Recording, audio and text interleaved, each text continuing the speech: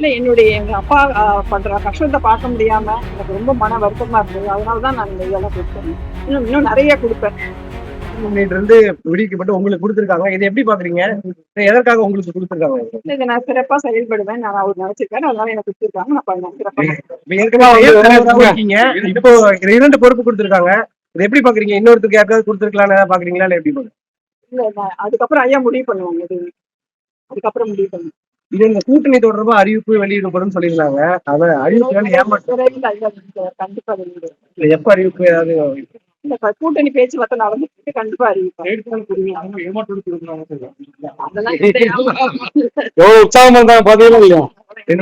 கடந்த காலங்களை விட இப்ப கூடுதலா உங்களுடைய சகோதரரை விமர்சிச்சிருக்கீங்க.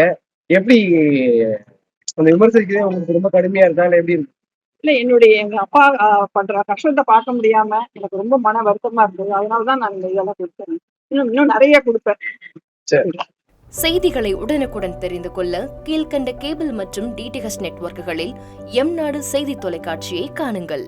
பாதகம் செய்பவரை கண்டால் நாம் பயம் கொள்ளலாகாது பாப்பா.